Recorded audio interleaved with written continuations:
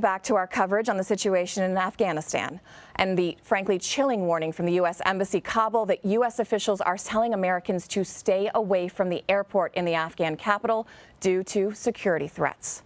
And it's now a race against time as U.S. forces work frantically to evacuate Americans and Afghan allies by the end of this month. According to the Secretary of State, as many as 1,500 Americans are still in the country.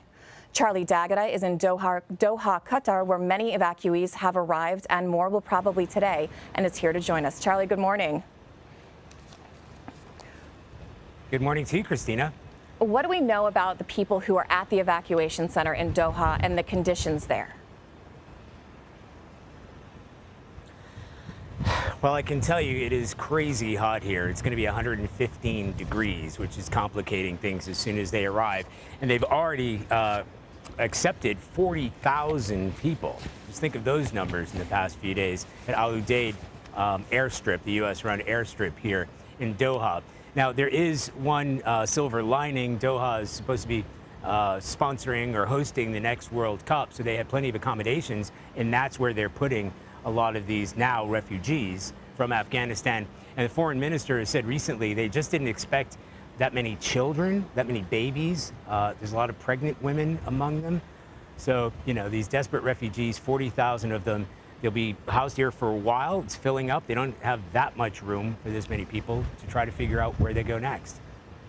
And have you heard that they've found a better system to try to process people so that they can leave? Those airplane hangars were sent, those pictures were sent to me by someone on the ground there who was saying it was just filling up and filling up. And as you mentioned, it's triple-degree heat, and it's, you know, there's limited bathroom breaks because they have so many people. They don't want to overwhelm the system.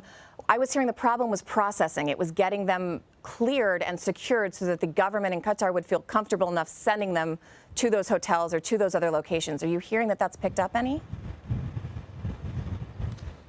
Well, that's exactly right, and that is what is causing the bottleneck. They can't just arrive here and then be shipped out right away. They have to be identified, has to be processed, and that system needs to be speeded up. And from what we understand, it has been speeded up. But again, just the sheer volume of people that we're talking about, and a lot of these guys are difficult to identify. You know, having spent so much time in Afghanistan, they don't have the kind of papers that you and I might have, you know, the passports and other identification documents. And there, of course, will be people that are just trying to get away for very obvious reasons.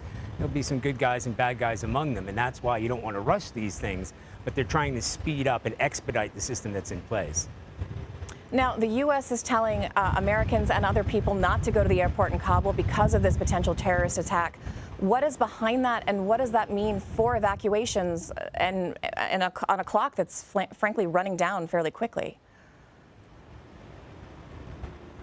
Well, you know, Christina, this is the point, because it coincides with the clock ticking. You know, people are rushing to the airport in order to get out because they know that U.S. troops are going to be pulling out within the next 5 days. The Europeans have decided to stop their mass evacuations as of tomorrow. So there are a lot of people, thousands of people, who are willing to take the risk anyway. However, this is a very serious risk, and it comes from intelligence agencies in Britain, Australia, and the United States that ISIS in Afghanistan, ISIS-K, the ISIS branch in Afghanistan, may be intent on targeting the airport. And there's a good reason to do that.